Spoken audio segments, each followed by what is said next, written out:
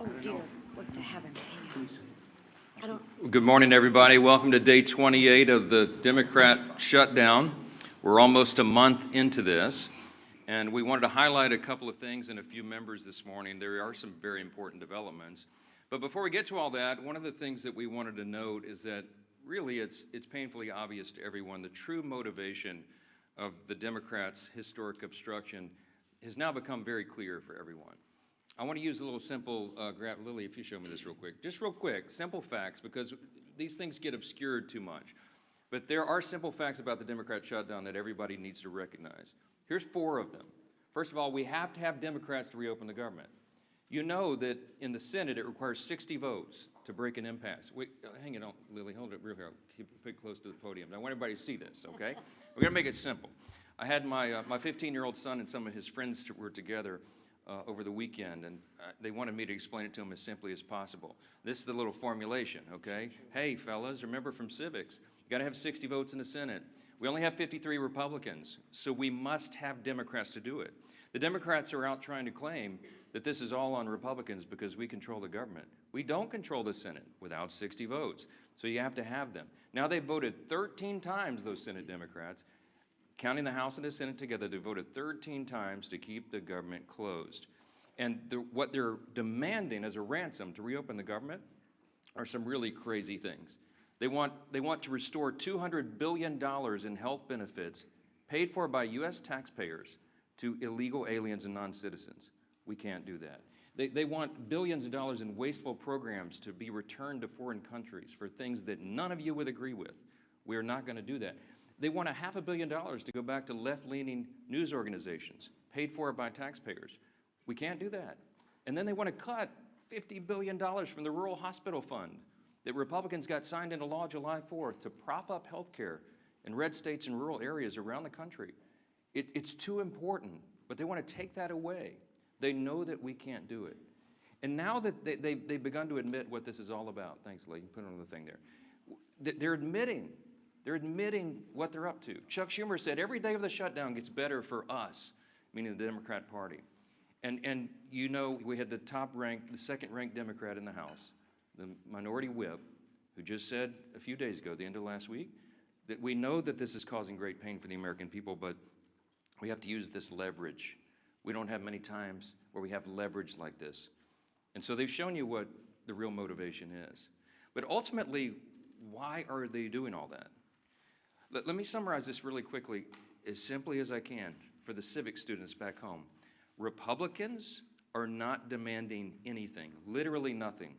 All we want is to reopen the government.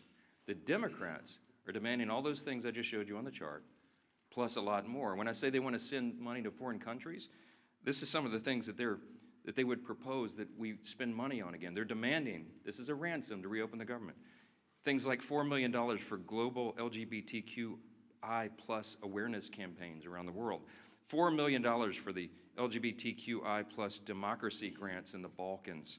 They want $2 million for feminist democratic principles projects in Africa. We're not doing that. But again, the question is why? Why? This sounds crazy. It is. Why would they do this? And what we saw on vivid display over the weekend was the re-emphasis of this fact. This is motivated purely out of fear. And what do we mean by that?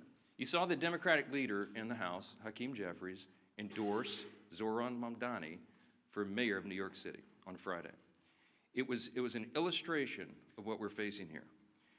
The Democrats right now fear the far-left activists more than they fear air traffic controllers, Border Patrol agents, American service members, and so many others missing their paychecks. They fear the Marxist insurgents like Mamdani more than they fear families and children going hungry from lapsed benefits that keep food on their tables. They simply fear losing their own political positions next November if they don't appease the angry far-left base right now. And they will appease that base at any cost, no matter how much pain's inflicted. In fact, they've said in their own words, this gets better for us day by day. How does it get better? Because they're proving to the angry far-left base in their party that they will prioritize them over the American people. And simply put, it's the profound fear in the Democratic Party that drives this shutdown. It is not principle, it is not policy, it is certainly not concern for the constituents that they say that they want to represent. We know that because even their own constituents now are begging Democrats to stop the political games and reopen the government. Just yesterday, the largest union of federal workers, the very people that the Democrats claim that they fight for, came out publicly and urged the Democrats to join the Republicans in passing the House's very simple short-term funding bill. Also, yesterday, the National Air Traffic Controllers Association began to put up flyers in airports to explain the real danger that is being imposed for air travel, air safety in this country, highlighting what the Democrats are doing. So I just want to say this simply to our Democrat colleagues. You have an off-ramp now. You painted yourself into a corner, but here's your off-ramp. The unions, the largest unions are saying, please do this. You can claim that as cover and say that you had to do it. Reopen the government. Get it working for the people. It's our #1 priority and responsibility as members of Congress. But Senate Democrats have refused to do it for almost a month now. I've said it over and over, Republicans have done our job. We passed the clean short-term funding extension to keep the lights on and pay all these workers and our troops and fund programs like SNAP and WIC that Americans need and rely on. And in the meantime, Republicans have been working very hard around the clock every day of this Democrat shutdown to do our best to reduce the pain for our constituents. In our districts, we've got a video running over here just showing some highlights of what all the House Republicans are doing and have been doing for the last few weeks. Out in their districts, they're trying to help Americans navigate the crisis that the Democrats have created with their selfish political decisions. Here's a few more examples this morning we wanted to highlight. In Montana, Congressman Troy Downing, these are all Republicans doing work back home. He's met directly with his TSA officers and air traffic controllers who continue to show up to work while Democrats keep the government closed. In New York, Congresswoman Nicole Maliotakis has been working around the clock, hand in hand, for example, with her local national park officials to organize community cleanups and maintain our public lands, doing the work Democrats left behind as park rangers and visitors' staff remain furloughed under their shutdown. In Sullivan County, Indiana, and down in South Texas, you have Congressman Mark Messmer and Brian Babin. They've strategized with rural hospital leaders to ensure that these communities are able to access that $50 billion rural hospital fund, by the way, that the Democrats want to defund. It's the very funds that the Democrats worked hard to kill in their counterproposal to reopen the government. In South Carolina, Congresswoman Sherry Biggs has been meeting with her small business owners who continue to serve their communities, many of whom are already feeling the benefits from Republicans' work to deliver no tax on tips. We did that in the big, beautiful bill, the Working Families Tax Cut. It's a wildly popular measure that, by the way, every Democrat voted against. In Oregon, Congressman Cliff Bentz is meeting with his air traffic officials as they wait on Democrats to reopen the government and deliver the federal funds they need to expand that region's critical air travel infrastructure. And here in Washington, the work has gone on in earnest as well. People keep commenting to me, you look so tired on TV. I am so tired because we're not sleeping a lot. We're working overtime. Here in Washington, our House committees have continued to conference together and do all the work we can to ensure legislation is ready for the floor for action as soon as we get back to legislative session. The House also continues to carry out its essential oversight duties. And you'll be reporting on this all day, but the Oversight Chairman James Comer released a blockbuster report now on the Biden auto pen presidency. And this report includes 47 hours worth of transcripts and testimony revealing that every executive action signed by the auto pen without written authorization from President Biden should be voided. This is an unprecedented situation in American politics and government. The actions of President Biden simply were not all his own actions, and there are major implications to that, including all the pardons that he signed. But don't get me started. Okay, on Friday, the Energy and Commerce Chairman, Brett Guthrie, these are all Republican actions, he launched a bipartisan investigation into the NBA's handling of betting and illegal gambling allegations following the recent shocking reports that raised questions and integrity concerns. And as we covered last week, the House Oversight Committee also delivered its third batch of files from the Epstein investigation, now totaling 43,000 pages and documents, pieces of evidence, including personal flight logs, financial ledgers, daily calendars, and diaries of Epstein himself. Republicans are here in Washington, and we're out in our district, fanned out across the country, doing good work on behalf of the people we serve and represent. And what are the Democrats doing? You've seen it. They're posting TikTok videos. They're bragging about using the American people's pain as their political leverage. And House Republicans are taking this day by day, just like the rest of the country. We have our House Republicans on a 48-hour return notice so they can get back, understanding that some flights may well be delayed. But to get everybody back here as soon as possible, as soon as the Democrats decide to do the right thing and reopen the government, we will get back to immediate and urgent and necessary business on the House floor itself. We're anxious to get back to that, but we cannot have a regular legislative session until the Democrats do their most basic responsibility to reopen the government and get this moving again. So today we're fortunate to be joined by several of our good friends and colleagues here, all members of the Republican Study Committee, and the chairman of that committee, the largest caucus of conservatives in Congress, is Representative August Pfluger from Texas, and we're glad to have him as well. He's going to share a little bit about the reckless decision of the Democrats and what that means for military readiness and families all across this country. We are so grateful for these great members and their leadership. August will reference who's here, and then we'll take some questions. So, Chairman Pfluger. Thank you, Speaker. Sure.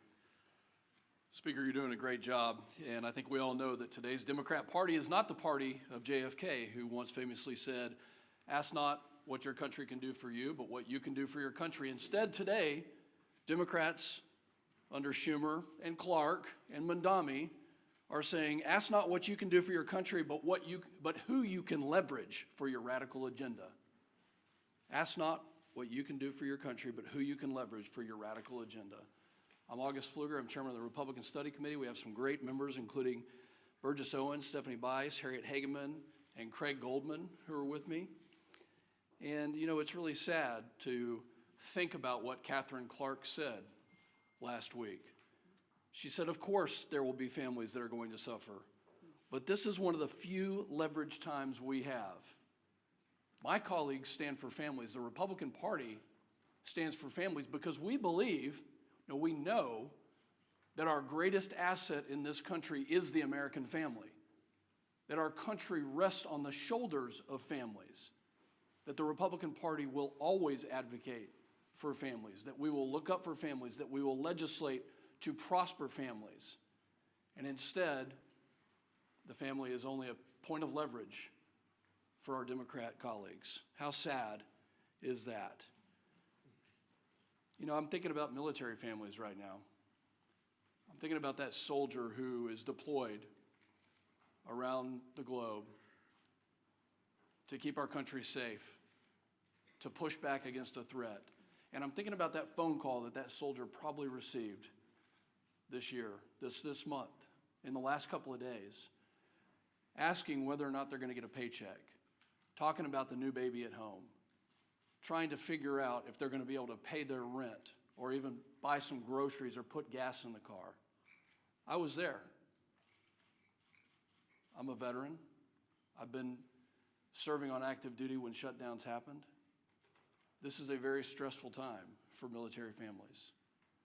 And commanders right now, instead of being focused on the mission, instead of being focused on the threat, instead of being focused on the training and the exercises that keep our readiness and our lethality at the highest possible levels, now they're focusing all of their attention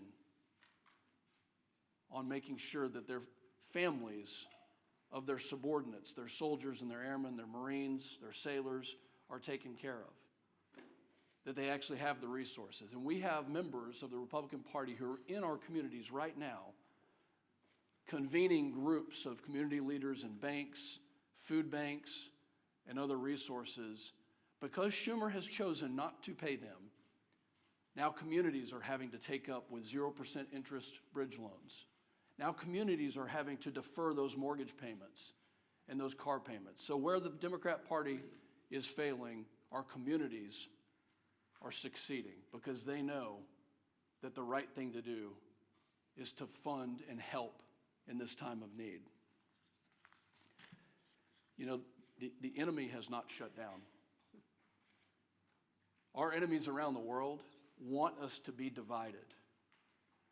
I'm calling on my colleagues on the other side of the aisle who served in the military to do the right thing. We were there. We were there when Joe Biden and Nancy Pelosi put CRs on the floor, and guess what? We did the right thing. Multiple times we did the right thing.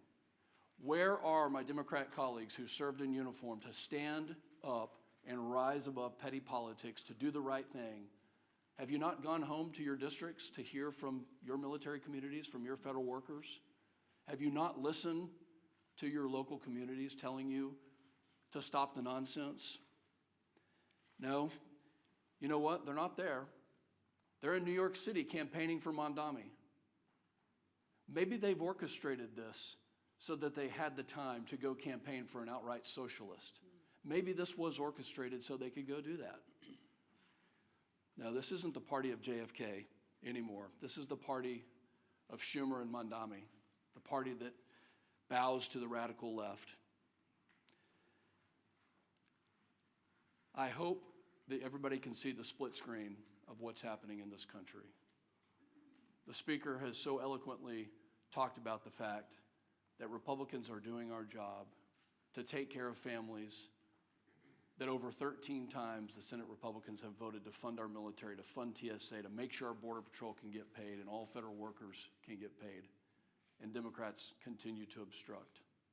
I hope you can see the dichotomy between the two sides here, and I'm calling on Democrat members, especially those who served in the military, to do the right thing and to stop the nonsense. With that, I hand it over to my good friend, our leader, Mr. Steve Scalise. Thank you, Chairman Pfluger. Thank you for your service to our country, especially to all those men and women who are currently serving our nation, whether it be in the military, federal employees that are still working, showing up on their job, but because of Chuck Schumer and Democrats who have bowed to the socialist radicals in their party, those federal workers are not getting paid. We've talked up here for weeks now about some of those hardships, how it's going to affect people, and ultimately now how it is affecting people. Those impacts are now being felt. It's not hypothetical anymore. It's not some memo from a department laying out what might happen. We're starting to hear those stories. You can see, and our conference chair, Lisa McLean, has done a really good job of compiling a lot of the work that's being done by many of our colleagues. One of the reasons we're not meeting in session is because the Democrats shut down the government, but also because of that shutdown, our members are now busy in their districts mopping up a lot of the mess created by those Democrats because of the shutdown, the hardships it's created on families. And those are real hardships, and I applaud my colleagues who are in their districts trying to figure out ways to help people during this difficult time, working with food banks to get food to people who are missing SNAP benefits, WIC payments, military members who are not getting paid, but they're overseas, as Chairman Pfluger talked about. While their family's still here, those babies still have needs, and yet the paycheck's not coming in. Those bills are still due. And Democrats think this is some kind of game. Speakers talked about this over and over again, but what has their reaction been? Not figuring out a solution to get out of it, an off-ramp. It's doing stupid TikTok videos, making fun of this situation, thinking that the American people are leverage in their game to get some kind of unachievable goal, $1.5 trillion in new spending, $200 billion in taxpayer benefits for illegals, gutting $50 billion out of a healthcare fund for rural hospitals. And again, they try to claim it's about something else. Maybe it's about healthcare. Well, if it was about healthcare, they wouldn't be gutting $50 billion out of the rural healthcare fund. They wouldn't have fought, by the way, on the Senate floor months ago to remove a provision, the cost-sharing ratios, that would have lowered premiums on families by 11%. It was in our bill. We voted for it, passed out of the House. Democrats are still to this day bragging that they removed that provision from the bill that would have lowered premiums, health insurance premiums on families by 11%. And they want to talk about health care? Give me a break. Look at what they've done. They've wrecked the health care system. They fought to raise premiums on families. Democrats have over and over again, and now they're imposing real pain on American families with this shutdown. We've got some new numbers that have come in, and these are not good numbers, unfortunately. Reuters reported more than 2,700 flight delayed nationwide on Monday, and more than 8,600 flight delays just Sunday. 8,600 flight delays. Think of how many families were impacted. Every flight, well over 100 people on each one of those 8,600 flights that were delayed, all because Chuck Schumer and radical Democrats want to use American people as leverage. A Democrat aide said they won't concede short of, quote, planes falling out of the sky. Who are these people? Didn't they once care about this great nation and making it better? And now they think if a plane falls out of the sky, that's their leverage? For what? Goodness. Chuck Schumer, quote, every day gets better for us. Who is us? Because I can tell you who them are. The American people are sick and tired of Chuck Schumer and his friends thinking it's a better day for him when they are feeling more pain. Senator Coons, quote, the point of this shutdown is not just suffering for suffering's sake, but to make a point, as if suffering of the American people is not enough. We've heard, of course, over and over again, Catherine Clark, shutdowns are terrible. Of course, there will be families that are going to suffer, but it is one of the few leverage times we have. They keep saying over and over again, they know American people are suffering. They don't care. They want leverage for themselves. They want to show off to their radical socialist base. Bernie, of course, Bernie Sanders, who was on the stage with AOC over with Mandami the other day with their socialist love fest. Bernie, quote, you reopen the government and we lose our leverage. That's what this whole shutdown is about. They're telling you what they mean. Democrats sourced in the Hill article last week that we talked about, quote, we would have enough votes to reopen the government if people were not terrified of getting the guillotine. This is Democrats being afraid of their own base because their base is so radical that they're afraid of their base. The American Federation of Government Employees, we talked about this yesterday, came out and said, quote, it's time to pass a clean continuing resolution and end this shutdown today. No half measures and no gamesmanship. Rep. Amelia Sykes said, quote, we know that people are going to suffer if we don't open the government. People will go hungry. Well, she knows it. She's causing that hunger, but let's put a point on this. In an ABC article regarding the 42 million Americans that are going to lose SNAP benefits next week, Joel Berg, who's the CEO of the nonprofit Hunger Free America, said this, quote, we are going to see the greatest hunger crisis since the Great Depression.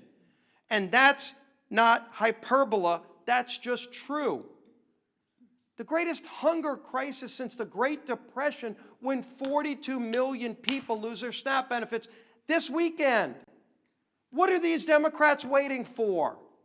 This is not a game. This is not leverage. They're taking food off the table for families, for babies. It's disgusting. It's time to end the madness. They can go on the Senate floor today. Just 5 of them need to get courage. Just 5 of them need to get the courage to do the right thing and open the government today and end this pain and end the suffering that they've caused. Then we can go negotiate our differences. Yield to the whip. Tom Emmer.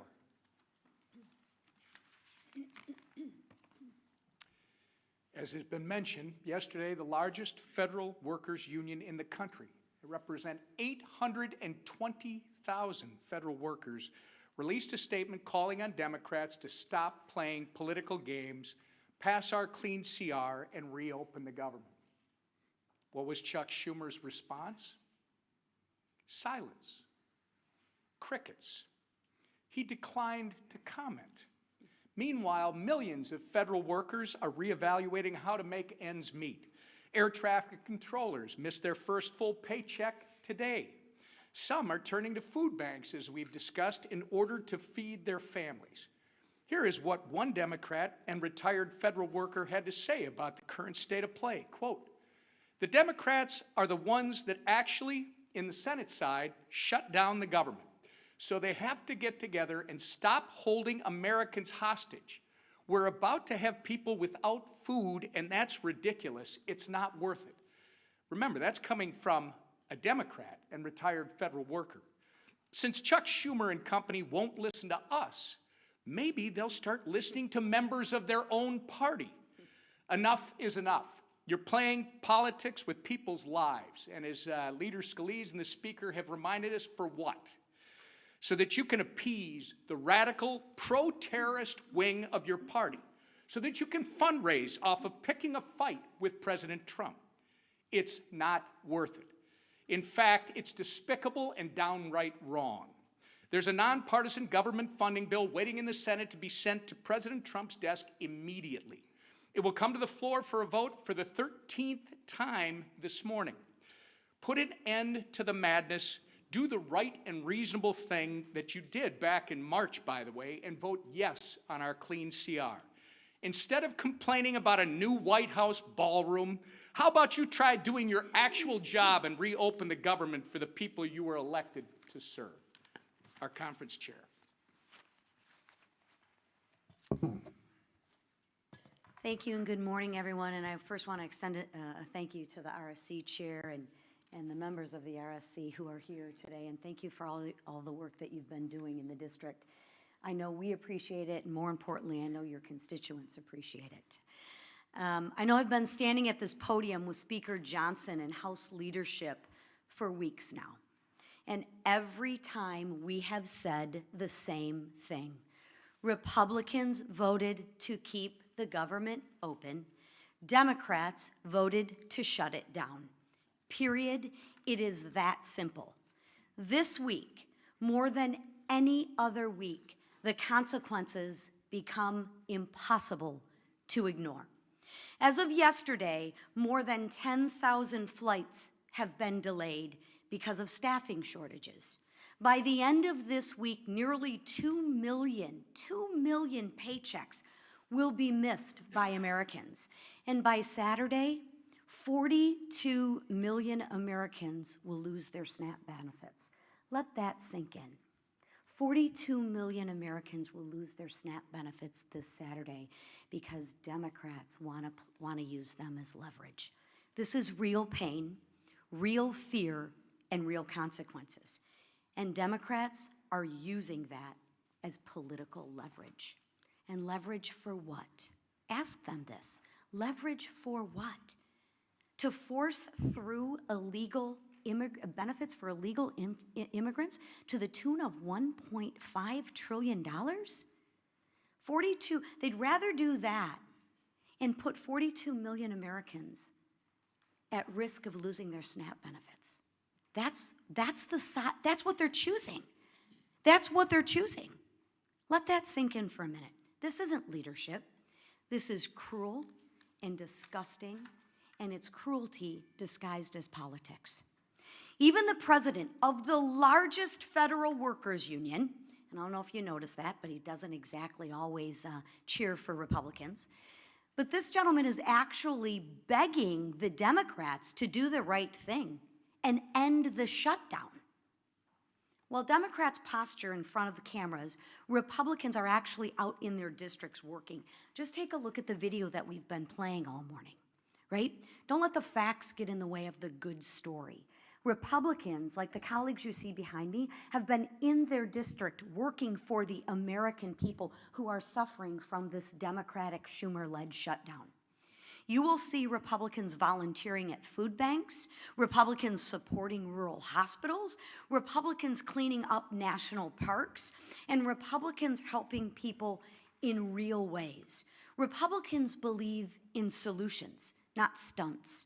We believe in serving the American people, not using them. So while Democrats try to turn American hardship into political currency, Republicans are working to reopen the government, to restore paychecks, and bring stability back to American families. Because this isn't about leverage, it's about people. And we are here to serve. It's about time the Democrats remember who they serve. Thank you. All right, questions? Go ahead first. Go ahead. Earlier this week, President Trump floated running for president again in 2028. Are you comfortable with those comments, and you're a constitutional lawyer, with that violating? Well, there is the 22nd Amendment. I spoke with the president about an hour ago. It's late in the evening in Japan. He's working around the clock, serving the American people. He doesn't stop. Talk about someone who works around the clock. And as Chairman Pfluger mentioned a moment ago, and as we've reiterated in here so many times, you're looking at the split screen because under President Trump, the Republican Party has delivered. I mean, you're talking about reducing taxes, reducing regulations, cutting fraud, waste, and abuse, ended the border crisis, ending the crime crisis, resolving conflicts, wars around the globe, and working on these amazing trade agreements. It's been a great run. But I think the president knows, and he and I have talked about the constrictions of the Constitution, as much as so many of the American people lament that. The Trump 2028 cap is one of the most popular that's ever been produced, and he has a good time with that, trolling the Democrats, whose hair is on fire about the very prospect. But I do believe that we've got 3 extraordinary years ahead of us, and the 2 years of the Trump administration are going to be an incredible thing. And I don't see a way to amend the Constitution because it takes about 10 years to do that, as you all know, to allow all the states to ratify what 2/3 of the House and 3/4 of the states would approve. So I don't see the path for that, but I can tell you that we are not going to take our foot off the gas pedal. We're going to deliver for the American people, and we've got a great run ahead of us. We'll have 4 strong years. Yeah, second round. The White House was able to find funding for the military, for WIC, for farmers. Should the White House now be able to find some funding for the SNAP program if they've done it for all these other ones? They certainly tried. I mean, one of the reasons that this shutdown has not yet been as painful as it might otherwise have been is because the president is bent over backwards, the administration.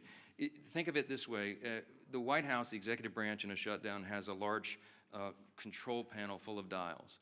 Under the Obama administration, they turned those dials, the pain dials, to 10 immediately. You remember it was so egregious to us. Speaking of our veterans, I mean, they put yellow crime tape around the World War II memorial so that people who'd served their country could not go visit the memorial. They wanted it to hurt. The Democrats have shown, and they've said in their own words, this is leverage. It gets better for them every day. They don't mind inflicting pain on the American people if they can somehow get some sort of political points out of it. The Republican Party is the opposite.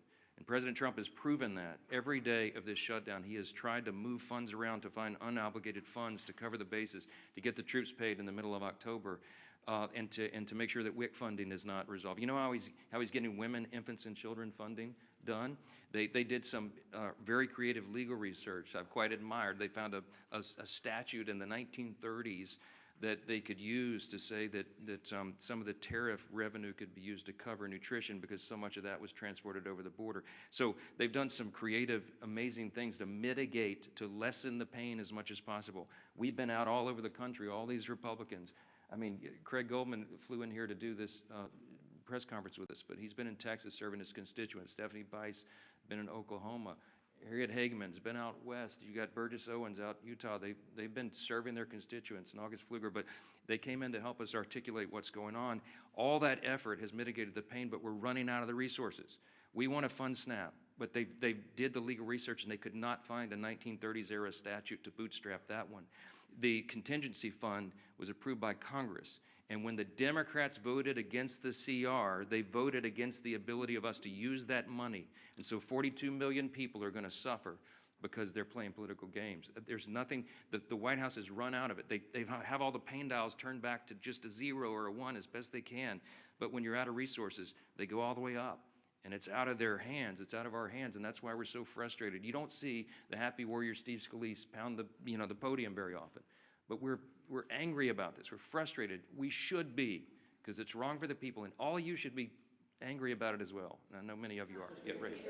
What's your reaction to yesterday's purge of senior ICE officials from field offices around the country? Are you worried that that's going to result in less experienced leadership at ICE? And again, when is it time for Congress to do some oversight? I don't know any of the details of that yet. I just heard about that literally. I was walking in, so I'm not going to comment on it until I find out the details. I know some of these things get misportrayed.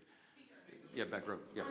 On the auto pen investigation and the Oversight Committee's report that was released this morning, some Senate Republicans have suggested that perhaps there isn't a legal avenue to void the pardons that were signed by by the auto pen and these executive authorities. Do you think that there is a legal avenue? That's what the investigation concluded, that any of those executive actions that were signed by the auto pen under the Biden administration should be void. Do you think that's possible? Nothing this incredible and insane has happened before. This was not something that the forefathers anticipated. It's unprecedented. There is no legal precedent because no previous president had an auto pen or had the audacity to have people signing things on their behalf when they didn't even know what was in it. And so we're in uncharted waters as a nation. As we say up here all the time, we're so tired of making history. I just want normal times, normal Congress again. But the Biden administration was unprecedented in so many ways, and the president was checked out of his job for quite some time, and everybody knows it. And there was a cover-up. The people around him who were they would give him scripts to follow. They would point him literally in the direction, stand here, sir, wave like this. And he didn't know what he was signing. So there's all sorts of just incredible implications. It sounds like a terrible novel or something, but this is reality. And so the pardons, for example, he pardoned categories of violent criminals and turned them loose on the streets. And he didn't even know what the categories were, apparently, much less the individual people that he pardoned. They're invalid on their face. I mean, I used to be a constitutional law litigator. I would love to take this case and go into the courts and make that law to set the precedent. You can't allow a president to check out and have unelected, unaccountable, faceless people making massive decisions for the country. Think of the executive orders that were signed with the auto pen. When he paused LNG exports, liquefied natural gas, to our European allies around the world, I confronted him about it, by the way, the one meeting they allowed me to have with him as Speaker in the Oval. And he looked at me as if it hadn't happened, and he said, I didn't do that. And it occurred to me, he wasn't lying. He honestly didn't know. Do you know what the implications of pausing LNG exports were around the world? It made all of our European allies had to buy their natural gas from Vladimir Putin, which fueled his war machine, to go, conduct his war on Ukraine. It destabilized our energy sector, and it had us step back 3 or 4 steps of energy dominance around the world. Thankfully, we're back now because we have a commander-in-chief who's fully in command and understands the necessity, energy policy being national security policy. I could go on and on and on in every category. Huge implications. What does it mean for us? How do you unwind it? I don't know. But it will be determined in the courts ultimately. And these are unprecedented cases of first impression, as we say, because it's never been tested before. But man, is it dangerous stuff. Front row. Because you win the boot game today. Go ahead. Norman, Your Honor. I'm curious, you guys, a lot of you were talking about the government unions demanding that Democrats reopen the government at this point. Do you think that that is building off of President Trump's gains with labor unions for the 2024 election? Do you think that this is a sign of a different relationship between House and Senate Republicans and federal government employees? Do you welcome these people in your tent? As President claims that these are not traditional allies of yours in a lot of President Trump and the Republican Party achieved some very important historic things in the last election cycle. We had a true demographic shift in the election. We had a record number of Hispanic and Latino voters, for example, who came into the Republican Party, record number of African-American black voters, Jewish voters, union workers, young people, demographics that had not traditionally in recent years been with the Republican Party in large numbers. And they came to us not reluctantly, but with hopeful anticipation. Why? Because they wanted a return to common sense. And they saw what the other party had done to them with their terrible policies and their terrible ideas and the radical, woke, Marxist, progressive agenda, and they realized it didn't work for them. So they came to us and they said, can you do better? Well, we did. We have. And we passed the one big, beautiful bill, the Working Families Tax Cut, and all of our legislation and everything the president's done with executive orders, fulfilling his promises, are codifying those things and doing the rest of our legislative agenda, which is being held up right now because of this. We're delivering for those people. So it is not a surprise to me that union workers would come enthusiastically supporting common sense. What we're asking for here is common sense. They're supporting the party. They're supporting the president because they know who's working for the American people and who is not, who is causing and inflicting pain on the American people. The contrast has never been more clear. We say all the time, this is not your father's Democratic Party. I grew up in Louisiana. When I was a kid, I didn't even know a Republican. Literally, like everybody was Democrat. And, you know, they're the Southern Democrats, you know, conservative Democrats down in Louisiana. That party doesn't exist anymore. My grandfather would not recognize what this party has become. He would clearly, they'd all be Republicans because the Republicans stand on the side of common sense and working families, hardworking, middle class, lower class earners in the country. We drafted the working families tax cut to be geared for them, to help them. And we infused the legislation with all this pro-growth policies so that all boats will rise. People see that. They see the effects. Ideas have consequences, my friends. And the policies and ideas that are advanced by the Republican Party are right for America because they comport with our founding principles, and we stand on those principles to defend them. And by contrast, on the other side of the screen, they're going for communism and Marxism. Take your choice. Jake. You've the opinion that you're not interested in these one-off funding bills, SNAP, air traffic control. Is that still your view? We voted September 19th to fund every one of those priorities. And every Democrat in the House except one voted to not fund them. The Democrats are playing games. They put a few of the one-off bills on the floor, as you've seen in the last week or so. They put a bill to pay the troops and pay essential workers, and the Democrats voted it down. So it would be a futile legislative effort for us to do this again repetitively in the House and send it over there so Chuck Schumer and the gang can play games and spike it. It's a waste of our time. They need to vote for the clean, continuing, nonpartisan CR, turn the lights back on and get the country working again, and then we can resolve all the rest of the issues that were always on the calendar for the remainder of the year. I want to thank our Republican Study Committee colleagues for being here and standing in the gap for your constituents. All the Republicans out there, they're still at work. They're not even watching these press conferences because they're working for their constituents. Thanks for that. Appreciate it.